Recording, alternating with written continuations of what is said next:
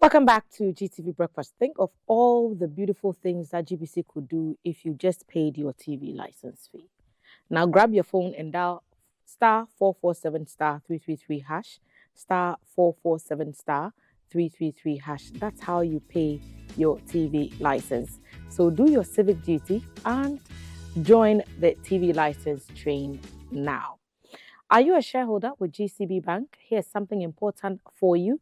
GCB Bank, your trusted financial partner, says it is committed to helping your shares thrive and to deliver positive returns. So, in order to keep you informed with all the latest updates and notifications about your shares, it is making this requirement of you. Here is what you need to do so you can keep GCB informed of your information. Update your records with your current telephone number and email address. And you can do this by visiting any GCB Bank branch, and a friendly staff member will be there to assist you. If you prefer to do it online, there's no problem at all.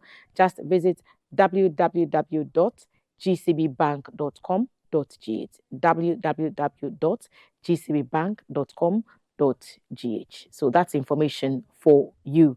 And if you are registered with the Central Securities Depository, the CSD, you can also contact your broker in order to get your details or records updated. And with just those few easy steps, you'll stay connected and you'll stay informed. GCB says it's your bank for life. Now, here's Cansid Mixture, a solution to your arthritic pain.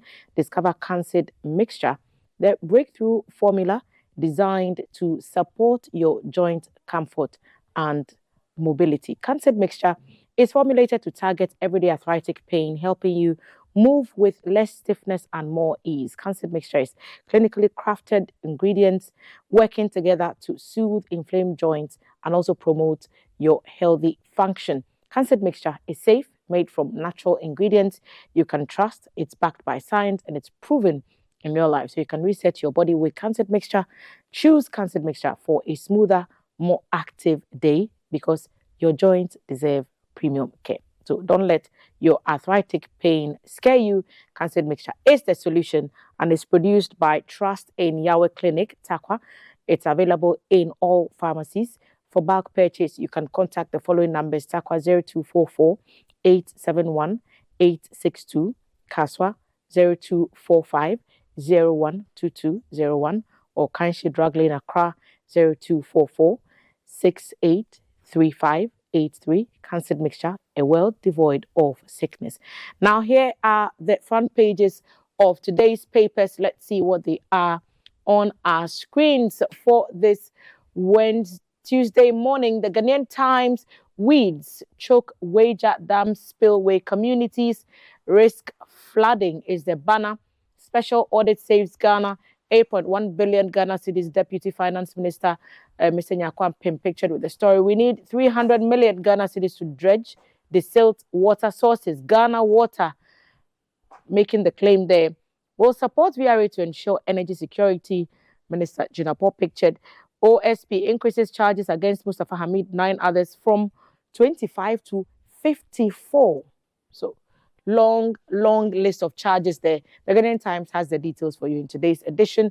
The Daily Graphic: Red Volta Forest Reserves under siege, illegal miners and sand winners, herdsmen cause havoc. And this is a view of the Red Volta River bordered by the reserves, which the paper says have been besieged by illegal miners and sand winners.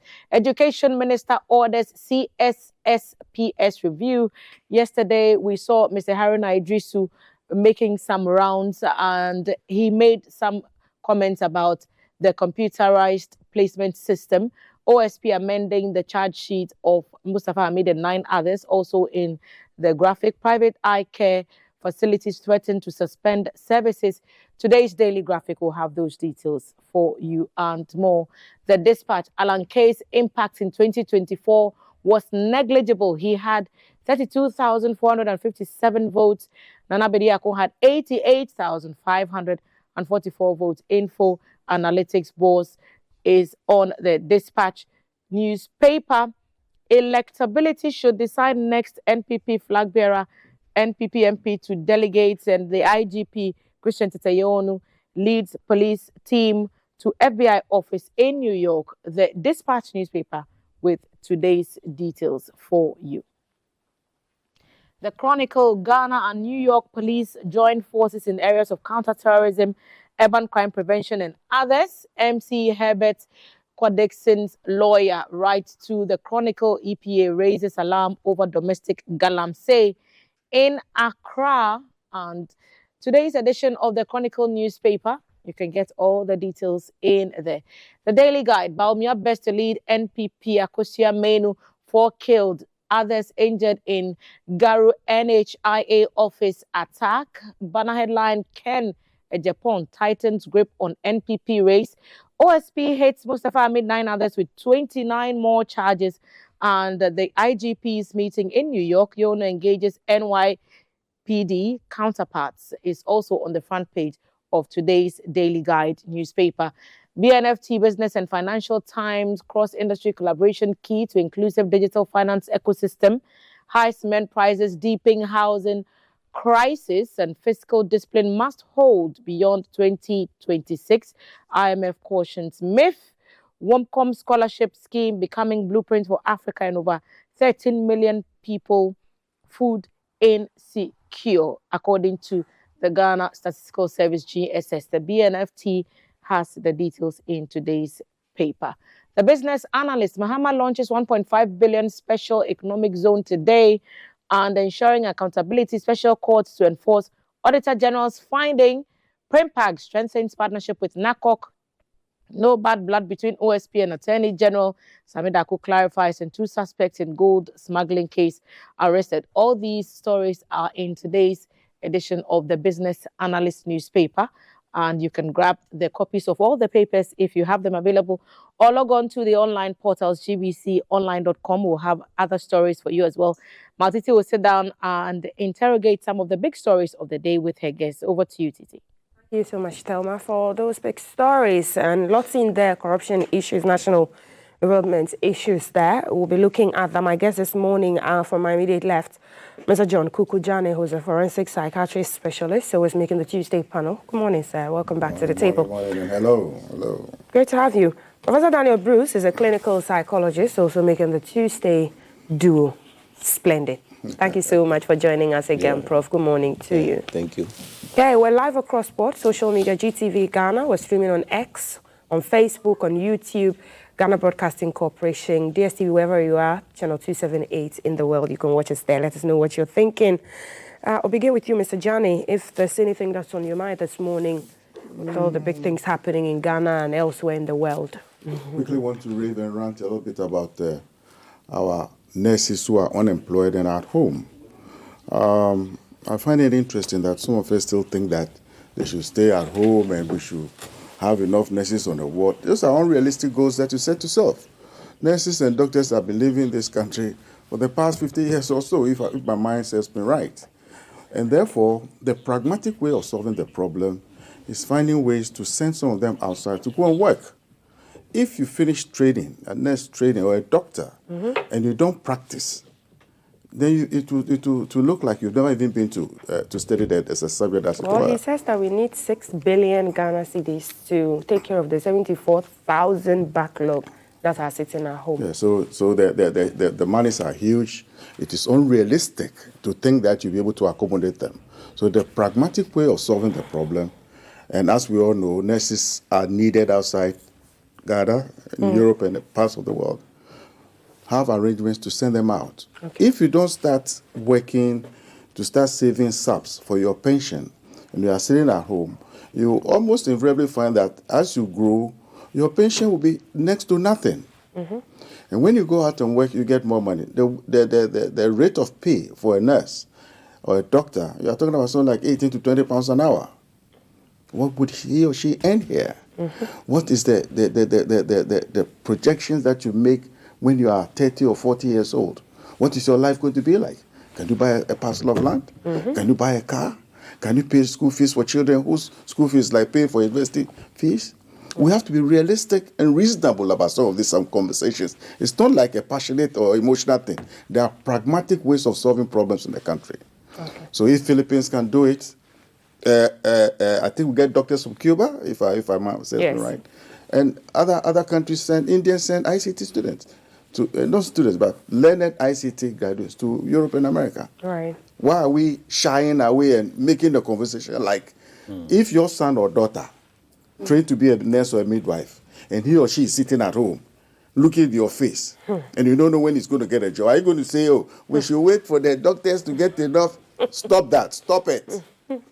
Stop it, please. All right. Let's try and help them and get them out to go and work somewhere, make a living, and come back, hopefully, to come and help us in the country. Absolutely. Thank you. Prof? Yeah, thank you. Good morning to our viewers. For me, I would like to extend my voice of condolence to my brothers and sisters in Kenya for the loss of their former Prime Minister, Raila Odinga. I am very grateful they have obeyed his command that within 72 hours, he should be buried. And they have done so, and on Sunday, everything went on well and ended. Otherwise, there would have been committees upon committees. Let's form a committee for coffin. Let's form committees for this and that and that. All those things, state resources will have gone in. However, is that he went to India for medical treatment. Right. And I asked myself, he was a prime minister of Kenya. And Kenya, when you go to their airport, you look at the number of planes they have, aircraft. Doesn't mean they don't have any specialist hospital in Kenya that can treat this prime minister for them. Or is it because of political reasons? And it's not he alone. One of the former presidents of Nigeria also went to Britain for medical treatment, only for him to be brought back dead. So I want to appeal to all our politicians that it is high time ECOWAS and AU come together to build some specialty hospitals in Africa for our top-notch political heads and figures who may want any treatment to any kind of disease they might have acquired during their tenure of office or otherwise, than for them to be traveling outside, only for them to be brought back for us to bury it. It's not good. Right. We are not doing anything good to Africa. So let's take the opportunity to warn ourselves by Raila Odinga that let's build specialty hospitals in Africa so that our people will not be traveling outside again for treatment. Absolutely. Thank you so much for that clarion call. I want us to begin with the OSP, who's expanded those charges against the former MPA boss, Mr. Hamid, and 9 others to 54 after uncovering new evidence. And so, reading this, GBC Ghana Online captured that the Office of the OSP amended the charges involving the ongoing case of the former Chief Executive of the National Petroleum Authority, MPA, Dr. Mustafa Abdul Hamid, and 9 others, increasing their counts from 25 to 54 following new evidence uncovered during investigations. The case titled The Republic versus Mustafa Abdul Hamid and 9 others is being heard in court this morning, and the accused persons, including senior MP officials and representatives of private companies, are facing fresh charges of large-scale extortion, abuse of public office, and money laundering. And in a Facebook post, the OSP alleged that the offences involve a total of 291 million Ghana cedis, 574,087.19. And that's 332,407.47 US dollars. Investigators say the accused extorted money from bulk oil transporters and oil marketing companies under the guise of official duties and later laundered the funds through property and business investments to conceal their illegal origins. The accused persons named in this case include Dr. Mustafa Abdul Hamid, Jacob Kwamna, Amia, Wendy Newman, Albert Ankra, Isaac Mensah, Bright Bediako Mensah, and Kuuku Dsane, as well as 3 companies, Propness Limited, Kel Logistics Limited, and King's Energy Limited. So meanwhile, assets worth 100 million Ghana cedis, including fuel stations, houses, apartments, tanker trucks, and parcels of lands, have been seized or frozen pending the outcome of this trial.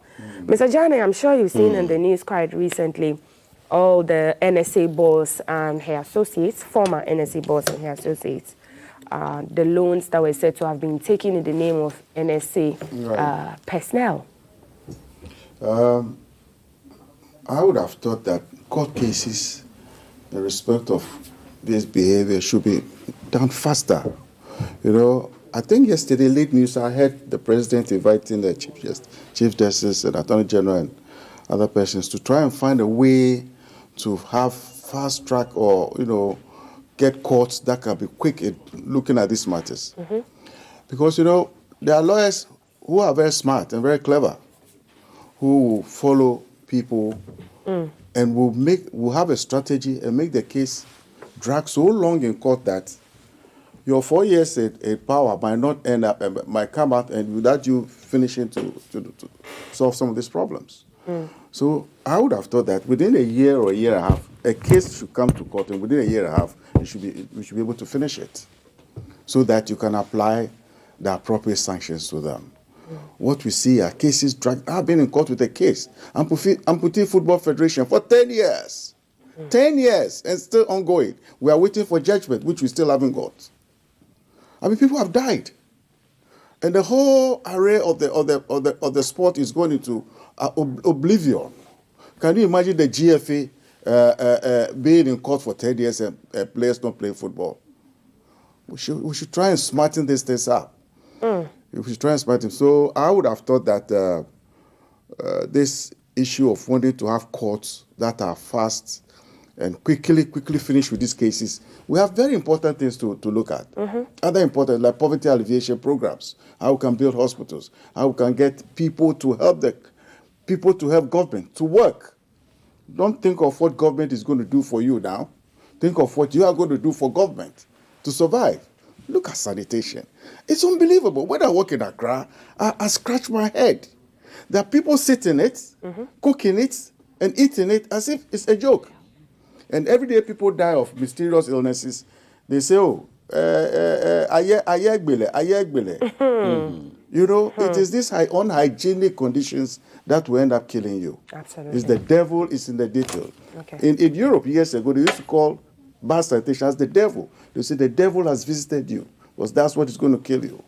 Let's try and do things a bit different. The reset is a whole agenda. Human beings should change. Attitudes should change.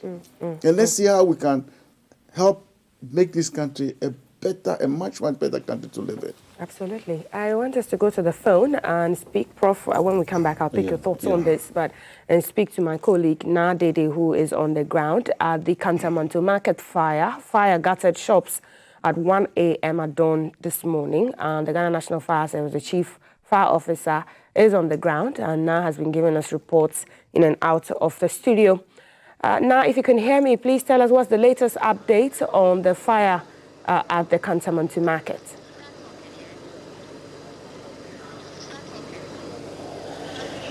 Yeah, thank you so much for joining us. We are currently live at the KANTAMANTO market, where fire has, engulfed dozens of goods and shops. And earlier, we reported that we spoke with the acting chief fire officer, Madam Into Sapon, who said that the fire started around 1 a.m.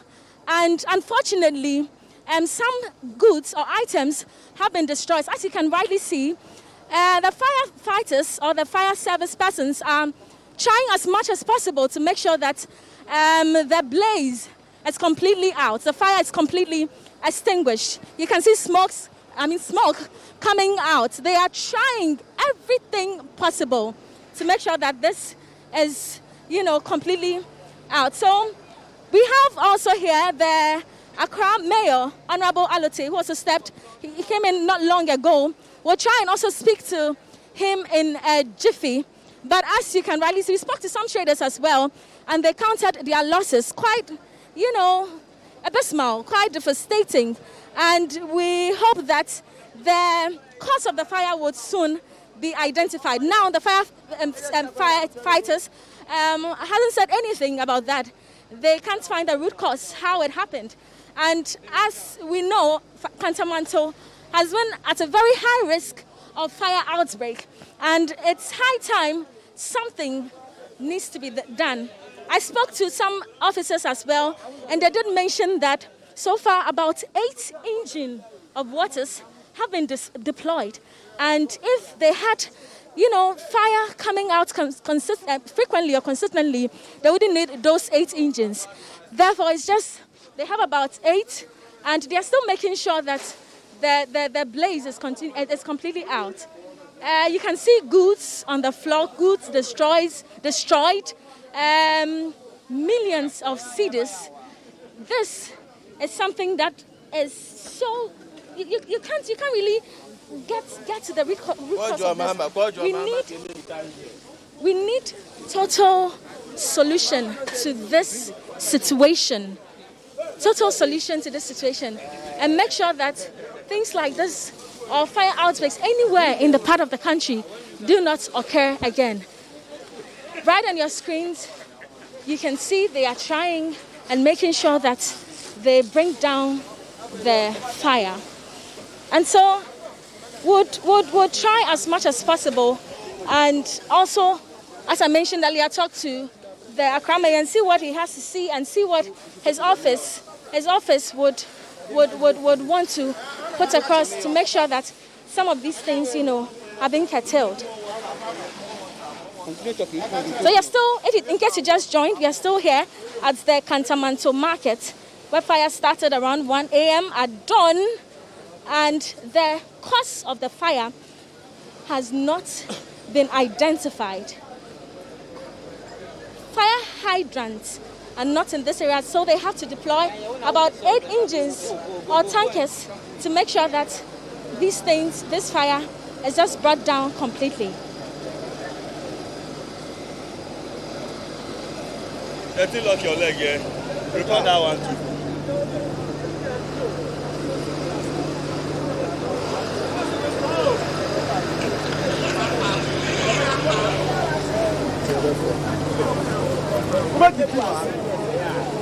All right, Maltiti, we are trying as much as possible to talk to the mayor, Honorable Alate, but it's proven futile. So, back to you in the studio. In case we are able to get something out from him, would put it across. Thank you so much. Thank you so much, Nadede, giving us those updates on the KANTAMANTO fire that's happening. I hear about 8 fire tenders have come there already, with water to help douse the fire, but still goods are burning. And earlier this year, in January, there was another fire outbreak at KANTAMANTO market. It's happened almost every year, either once or twice in a year, either in Accra or Kumasi, the second largest city in the country. Mostly the cause after investigation is either a naked wire, rewiring of the place, or wrong wiring of the place, naked fire left by somebody who has, been making food or cooking at the market, and gas stoves and all of that. So it's in quite an interesting, hydra-headed, sad situation at the KANTAMANTO market and market fires across Ghana. And the fire hydrants that they say people build on are non-existent, don't have water. It's quite a phenomenal issue. Prof. Bruce, let me weigh your thoughts on this just before you talk about the OSP. Quite sad. On the KANTAMANTO fire. KANTAMANTO fire is becoming a legacy fire. Almost every year it occurs. So I am thinking that maybe there could be a human factor. For instance, in the study of impulse control disorders, we study what we call pyromania. Those who are pyromanic. And Prof, you see what's going on here? Let me just draw your attention. This container is on a fire hydrant. So they are now trying to destroy it or lift it so that they can access the water. Yeah. You see the point now. Yeah. Those are the obstructions we human beings set. Yeah. In case. Whether it's a hydrant that has been built on or whether it's a borehole, because we can see a pump fixed on it, and it looks like there's water supply going on from this point. This is not new, I guess. You visit some fire outbreak places and you find these things. What can you do about it? Yes, we see them all the time. The point is that we don't have the authority in breaking them. So we are happy we have the mayor here today because he has the overall authority. Of course, the market belongs to the assembly. So he has given the order that this thing should be demolished for us to be able to see whatever is down there. So that's what they are doing now. Is this the only shop you've identified so far? That's the only shop we identified so far having the problem, yes. But aside this, do you have any other challenges? Of course, there are a lot of challenges here. When it comes to the rule of parking, okay, in warehousing, if you really want to park, you don't park up to the brim. You don't park to the ceiling, but they violated everything here. All the shops are packed to the fullest. You can realize that the one at the back there that we are trying to fight is so packed and it's still giving us problem. For more than 3 hours now, we'll be able to try to get that thing out. We'll not be able to do it. All right, please, your name. My name is Osman Danum, ACFO, Deputy Director for Operations. All right, thank you so much, sir. Yeah, so they are making sure that they pull down the store on which it has been built on the fire hydrant. And this is a challenge they mostly find themselves when they have to, get fire at various markets when it happens. And we know KANTAMANTO is really a place where fire is mostly recorded. And we really want to get to some of we really want to get to the root cause of this situation. And I hope that they would find necessary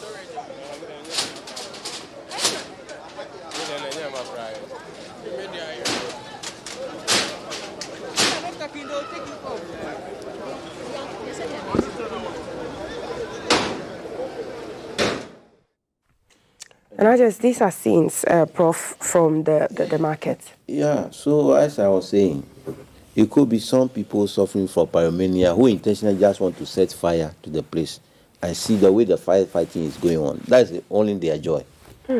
That's only their joy. But this has been occurring and reoccurring. It's like every time there's fire at the place, other preventive measures will be taken to prevent future occurrences. And for all this way that we have failed, any preventive measure that we've taken to prevent fire from occurring again at KANTAMANTO has failed. If we lost 100 shops in January to the fire, how is this container on the hydrant? How? And you see my colleague, our brothers and sisters, politicians, running there to give out money. Oh. And maybe they will ask them to be forgiving their debts if they have gone to the banks or to borrow money and all that. They make this kind so of there are some, we can talk about a lot of things that may be the possible reason why there's this almost every year occurrence of. So the only thing that we have to do, with all humility, nobody should be annoyed, maybe to close down that market forever and relocate them to other places. Distribute them, maybe find place for them, and the place will be used for something better. Because the regulations, he talked about even the filling of the shops to the brim. Let's mark it on the wall. When this place is renovated, they are given the chance to do it again. Next year, it will happen. So the place is to close down the place temporarily, declare it as a disaster zone, and then you do something proper about it. And then we save ourselves, because the whole of today, people who come and do their business, they cannot do their business because look where the fire tenders are. There's no way you can move about frequently and all that. So we are pleading with them. I don't want to understand that you cannot build on the water hydrants. It's a wrong thing to do, but most of the time something must happen before we react. It's the same thing as the people on the roadside. I'm telling them to go back. Because you see, where you are selling is not good.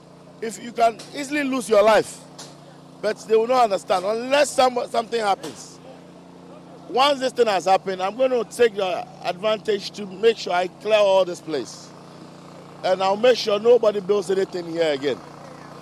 I'm not going to blame anybody. I'm not going to blame my predecessor. I have to just demolish them and do the right thing. So if you can check with your cameras, we are going to clear. My men have started clearing the place. We are going to clear the whole place so that there will be a lot of air, because you can see that the whole place is choked. And if you go behind this, because there is no space there. I went there and I can't even breathe. So I'm wondering how people stay there and work. But we are going to do something about it. It's quite unfortunate. Honorable, this is a recurring situation. It happens day in, day out. What would your outfit do to make sure that this is brought under control from people? We are going to enforce the bylaw. We're going to put in the bylaws that every shop must have a fire extinguisher, and if you don't have a fire extinguisher, the law will enforce the laws. But we are going to have a stakeholders meeting with the fire boss, and we're going to call like a Deba, talk to all the shop owners, tell them how important the fire extinguisher and things are. So we are going to talk and see how best. When do you intend to do this? Very soon. Very soon. Yeah. All right. Thank you so much. Thank you very much. All right. Right. So that was Honorable Alate, the mayor of Accra. They are saying to it that they would have a meeting with stakeholders, all those involved, to make sure that massive education is done as far as fire outbreak is concerned. We are still here at the KANTAMANTO market, and fire broke out this dawn around 1 p.m., officers say. And Nadede there, reporting for us from the ground, and that's the mayor of Accra that you saw there, Michael Nikpakpalote, speaking about enforcing the bylaws and making sure that people have fire extinguishers. Prof, I think it should be more drastic and radical than this. Yeah, more drastic and radical than this. If you ask the people to acquire fire extinguishers, fine.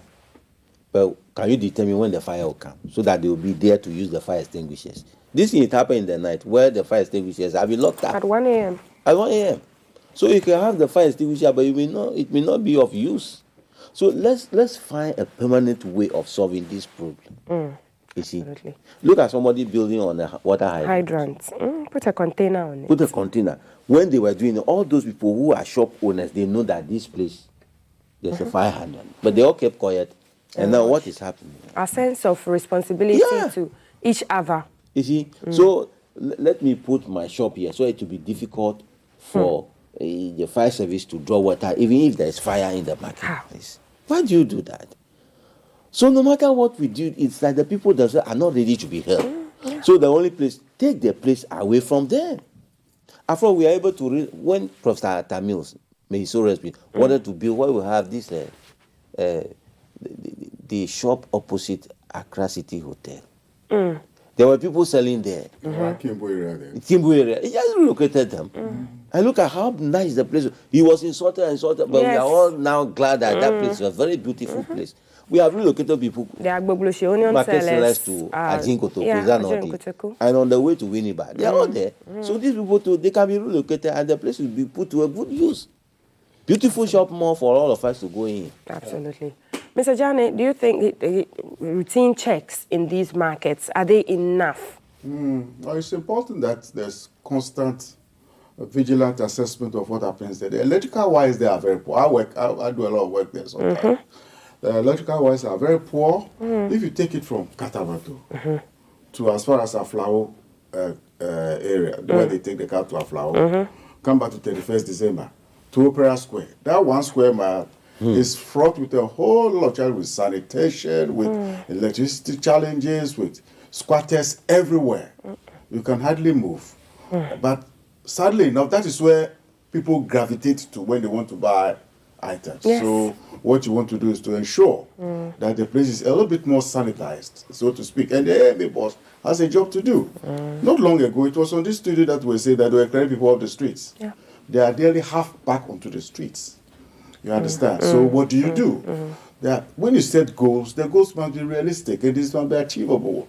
If it's not achievable, don't play tricks with it. It won't happen. Okay. And therefore, the electrical wire itself is the problem.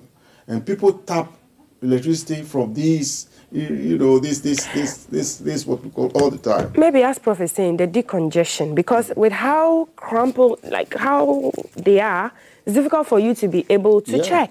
Yes. So maybe decongest them so that there's more leeway for you to go around. There's no continuity, unfortunately. Look at Abubuashi, which was literally the people are going back there again. And everybody's watching. You give it another 1 year or so. And then we are hit with a pandemic. So why did you start it at all? Yeah.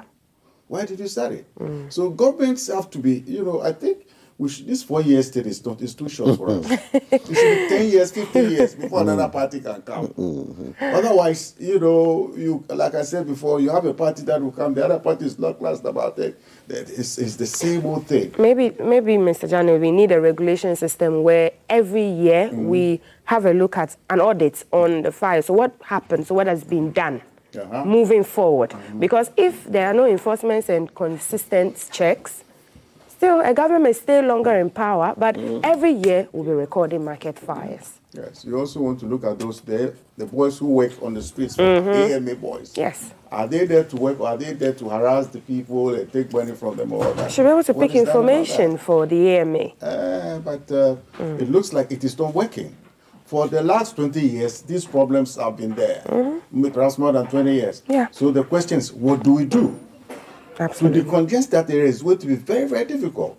It's the heart of Accra. And people come to Accra, not because of anything, but they see the bright lights and the big buildings, and it brings them in. Yeah. So what are you going to do about that? So I think the government was saying, let's build other cities outside Accra. Yeah. Kaswa area, going to Nyonyona, go to Somanya. So you can stop them doing your shopping. Yeah. You don't have to come to Accra anymore. And get the rail lines and transportation to keep moving. Absolutely. We need to reconfigure the whole city, so to speak. That is the only way we're going to get some freedom. Okay. Prof, I want to touch on the OSP and 9 others, the former National Petroleum Authority boss and 9 others. Thank you. You see, it's unfortunate that there's a government in power and you have been invited as a citizen of Ghana based upon your qualification and experience that come and help me run the government by taking this post or this position, only for you to end up like this. Only for you to end up like this. So we are disgracing ourselves. We are making people to believe more and more about those who go into politics. They go into politics to amass wealth for themselves. And that's why you see them fighting, insulting each other. Because there is something there. It's no more a service to Ghana, but an opportunity to go and amass wealth. Look at all those things that you say they have seized as belonging to them. Petrol How long do they work? How many years do they work to have gotten money to acquire all those things? So it's very nauseating and demoralizing that, you see, politicians have tagged themselves this way. Politicians. If it were a teacher who stole a chalk, they would have sacked him. GS will sack him that way. You've stolen chalk. But look at all these things. Quite worrying. Quite worrying. And you see, as we are mentioning all these things, go and come. We don't know when the case will end and the punishment that will be meted out to them. Absolutely. So it is motivating others. After all, you will only be mentioning your name. Will be I know the gentleman very well. We're all in Cape Coast. He started as a lecturer and they called him. But look at how he's ending his political career. It's not good. You have families, so you have wife and children. You may die. But it lingers on that your father was charged with this and that. So those who are going to politics, they are very careful. Okay. They are making politics to look as if it's a place for stealing. Look at the national service thing. Why one government that left power and all these things are coming up? Some people have run away from the country. Why? Where are they sending money to? They must remember Awudoma is there. They won't say any of those things over there. And if you think you acquire all those things, your children will come and enjoy it, I can assure them that their children will not enjoy it. Because it is not acquired freely. Okay. It was acquired through some questionable means. So these my brothers and sisters who think politics is the only way that they can amass wealth, they must stop it. See, so that's why I'm calling upon President Mahama, the way he started, the special courts or whatever they are calling. Yeah, fast track courts. Fast court. During Rolling time, there was called a PDC. You go to somebody's farm and they just pluck a corn. When they get you, they will bring you to the public arena and whip you. And this stop. is similitude with the Sharia law. Yeah, so something like that must happen now. Okay. Where will you create ghost names and collect money and still you are free moving about? And we are treating you as if you are a queen. Why? Okay. So please, those people, they must be dealt with severely. All right. If you read Sigmund Freud or Pavlov about behavioral science, when people misbehave and there's no deterrence, they will do worse things.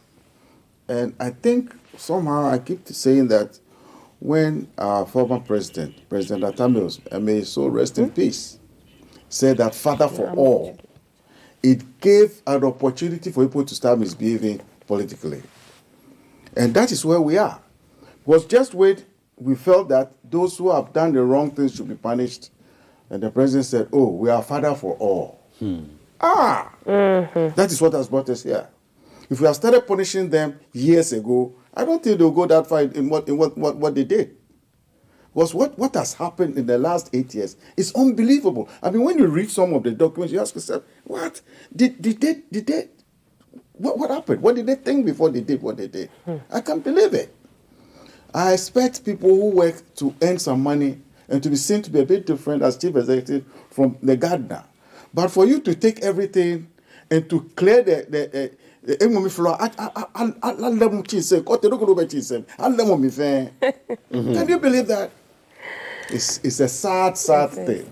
So punishment must be a deterrent for other people not to come and misbehave again. Because the next time other people come, they will take the whole country and sell half of it to other people. And say it is there. They should take it. Yeah. It's for us. They take it away. Like they wanted to sell the land somewhere, what was it? In at the Achimota Forest. They started doing that. Next time, the whole country will be gone. And we'll be working in it as slaves. Okay. Hey, I want to But yes, Prof. A quick one. You see, when Rawlings went out of power, he was described as somebody who looted Ghana money. He has a house at Aji in Ghana. The way that house was described, as it is the type of a house that nobody can build. But because he looted money and burned that house. When I had the opportunity to look at the house, I shed tears. I said, this house, this is the reason why they were saying Rawlings looted Ghana money. No way.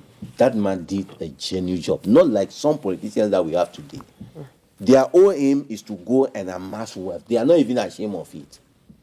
President Mahama should deal with all of them drastically and punish them. They should publish them in the papers for us to see that this man, this woman, this is how much he or she has stolen. And what it is from the Daily Graphic, Ghanaian Times, and all those things. And then when we shame them like this, they will stop. It's quite a worrying phenomenon. It's very but bad. I want us also to look at crime rates in Ghana and Public Accounts Committee. People will steal your money and you come and sit there and behave as if, and I say to myself, what are you doing with them? Oh, we can't do a lot now because the law does not. Hey! And on that's why the president has held a high-level meeting with the Chief Justice, the Attorney General, Auditor General, to deliberate on measures to strengthen enforcement of findings contained in the Auditor General's report as well. So the president the key word is fast. Keenly working fast. Mr. Dsane. The crime stories I want you to touch on is the IGP. He's in New York. He's liaising with NYPD, but also an issue that happened in the Kumasi area. He's put together a special investigations team to assist with an ongoing investigation into the death of a Senegalese national. The team, made up of homicide investigators, forensic experts, and intelligence officers, will support the Ashanti Regional Police Command in uncovering the circumstances surrounding the death of Chait Toure. And so there was a statement that was signed by the Chief Superintendent of Police, Grace Ansah Kofi, Director of Public Affairs, who has been talking about the preliminary investigations into that.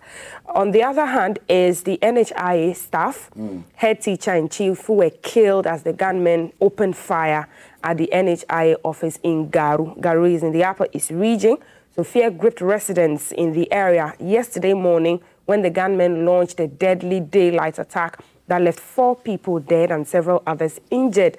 The incident happened around 10 a.m. and so the residents were seen fleeing town.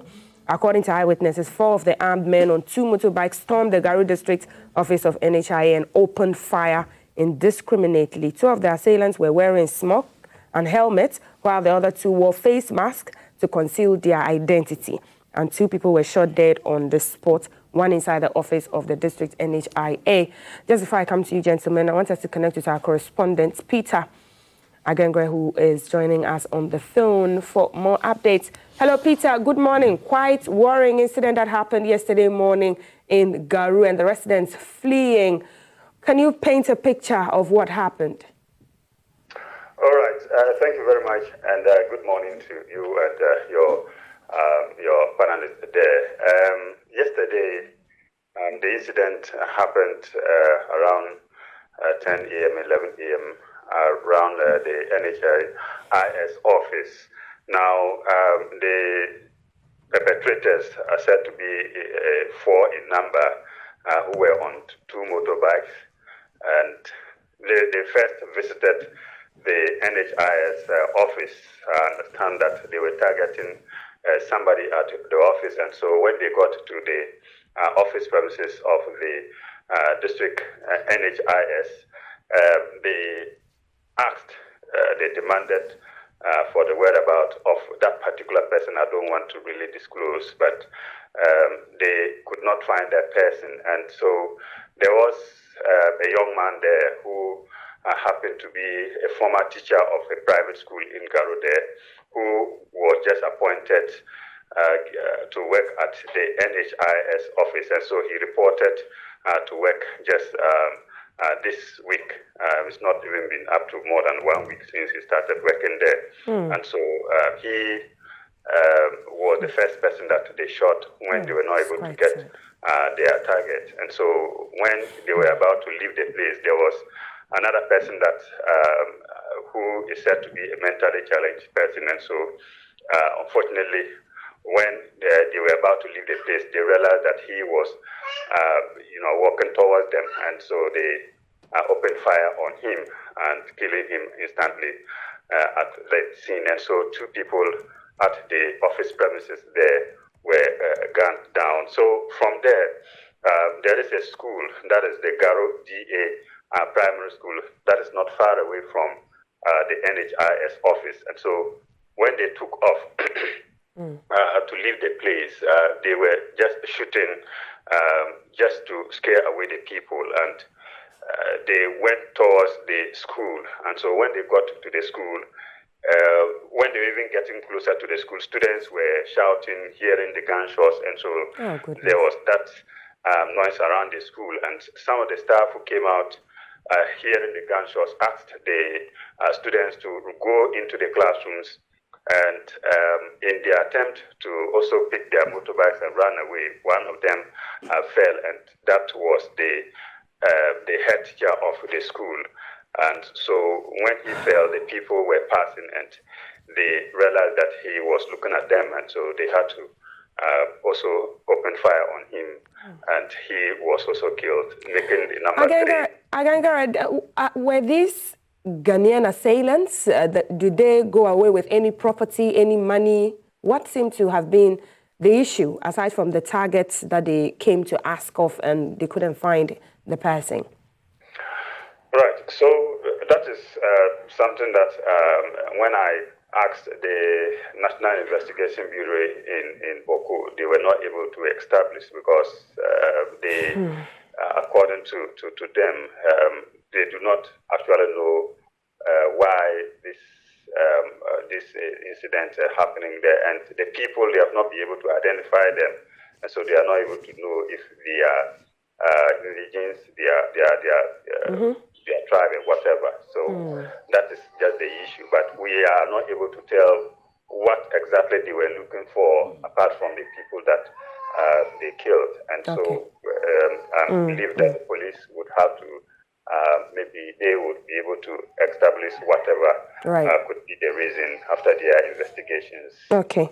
Thank you so much, Peter, for speaking with us. We'll definitely connect with you with the rest of our program and in GBC News as well. Peter Agengre is our Upper East Regional Correspondent with that quite worrying incident. And I see 5 brutal attacks on Ghanaian mobile money vendors in 2025. This was in May.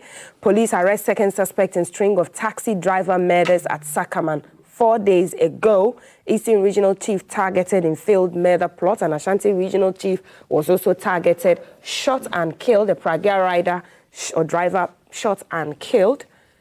Prof, let me begin with you on this. This Yeah. Your final take on this and how quite worrying. Maybe number one, the National Health Insurance Office is not a bank. It's not a bank. That's my question. It's not a bank. That where we imagine that maybe they Monetary, there for money. Yes.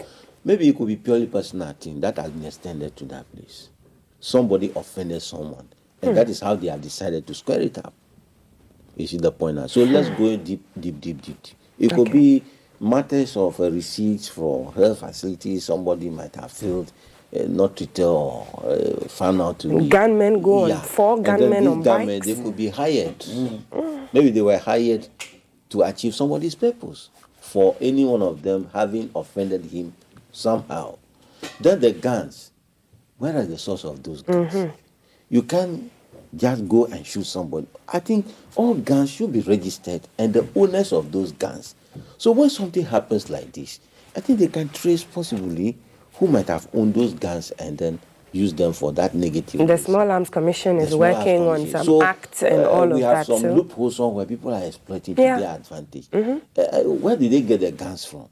It means the Small Arms, they have to do something. And again, I would like to call upon the NCC that please, we need a lot of public education on how to identify those who are sociopaths, psychopaths.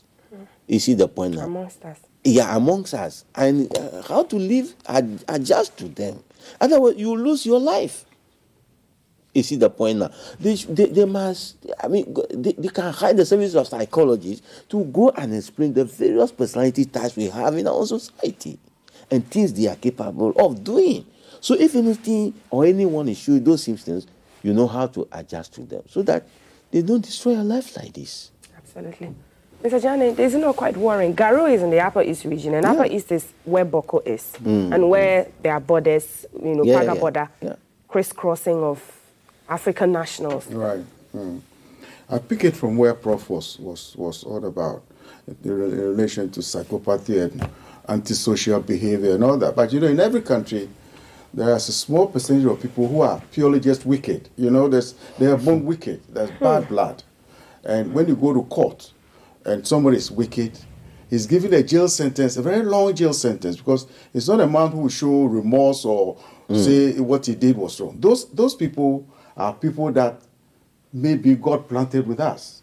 And in every country, there must be institutions or secured environments where when you pick them and you take them to court, you jail them for very long periods. There are people in jail for the rest of their lives for committing what we call heinous crimes, rape, arson, murder. These are the most serious crimes you can think of. And therefore, there are special dispensations for them. That is what we'll have to agree. Now, if there's indiscipline in the system, it allows these personalities to have a field day, so to speak. Because they know, policeman, but you must have a police force that when he sees the police force, he will succumb to the police force. And therefore, we have to strengthen special forces that deal with these characters. The courts that deal with these persons. That if you commit crimes like this, when you go in, the keys will be thrown away.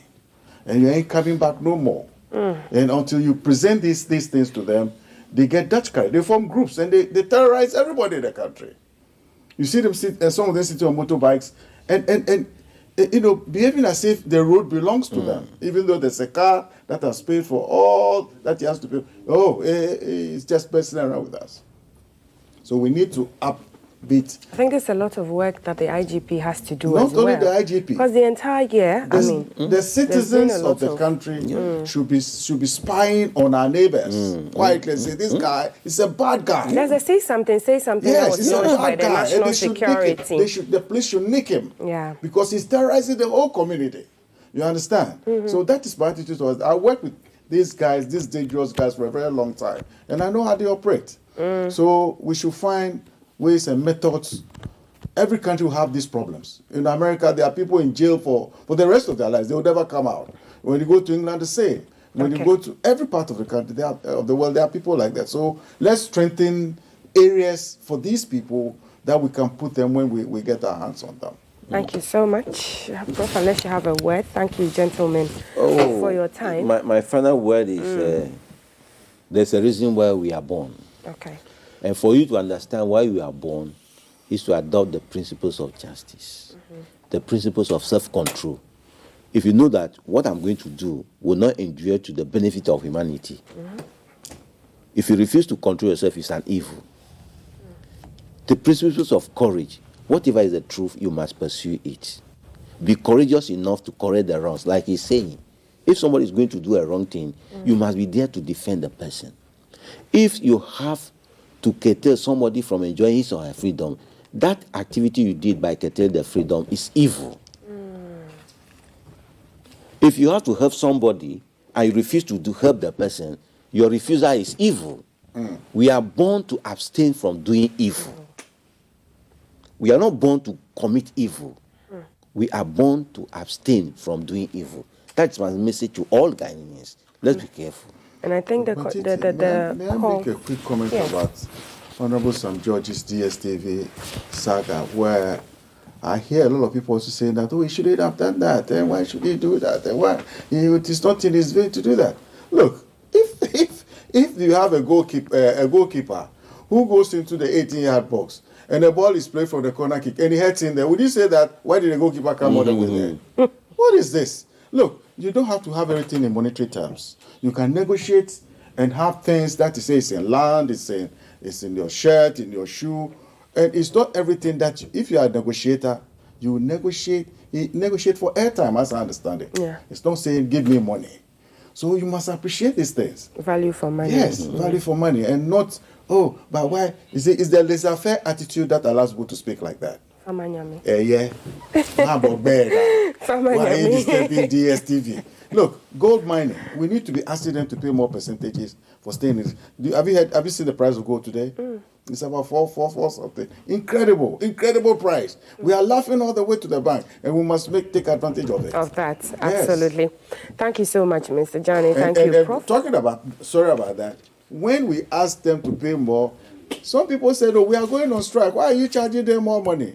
Why are you charging these gold miners more money? Why are you asking them to pay more money? Hey! You can understand the thinking. Thank you, Mr. Dsane. Professor Daniel Bruce, always making our Tuesday panel splendid. But I would just like to tell you about the itinerary of the Vice President's U.S. visit, 2025 Norman E. Barlog International Dialogue. The Vice President, Professor Nana Jane Opoku-Agyeman, in the U.S. is attending that 2025 Norman E. Barlog International Dialogue organized by the World Food Prize Foundation. It's a 3-day event themed Solutions for Security. Convenes world leaders, scientists, and innovators to discuss sustainable land use, soil health, and climate-resilient agriculture. And so, during her visit, she will deliver a keynote address, hold bilateral meetings, join a roundtable discussion. The dates are October 21 to 23, participation in the Norman E. Barlog International Dialogue Sessions. October 23, keynote address at a plenary on Solutions for Security. And this is from the Office of the Vice President of the Republic of Ghana. Let's just have a look at this.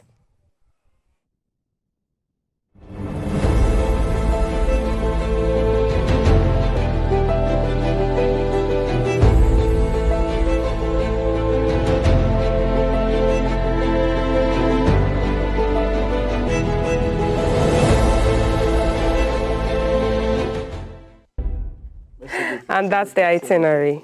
Yes, Mr. Dsane, you were saying?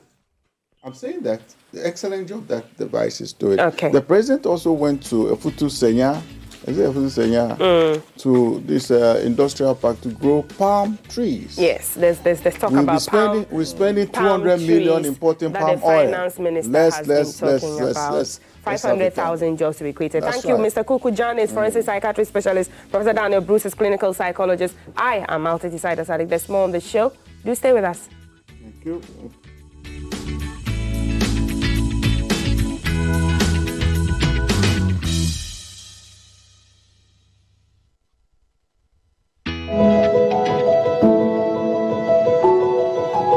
My daughter has many dreams, and I wanted to live to see them all. Cervical cancer can take them away, but it doesn't have to be the case. From 7th to 11th October 2025, the safe and free HPV vaccine will be available to all girls aged 9 to 14. Join parents nationwide to protect our girls from cervical cancer. One small step today can protect her for a lifetime. This message is brought to you by the Ghana Health Service and partners. Playing for your country, easy. Scoring, easy. Avoiding injuries, easy. Winning, easy. But you know what be easy now? Kivo 4-in-1 Gary mix. Easy. It gets everything inside. Gary, creamer, sugar, roasted groundnuts. Just add water, then sharp my soakings make ready. Taste and energy, made easy. I'm a match winner, but the real champion is Kivo 4-in-1 Gary mix. Champion taste. This advert is FDA approved. Once again in Diamond Diagnostic Center, we solve all your health problems, such as prostate problems, infertility. You've been married for so long and no fruit of the womb, low sperm count, stomach ulcer, fibroid, liver and kidney problems. If you have all these problems and more, do make a date with Dr. Marina on Health Solution for deep medical science facts and home remedy.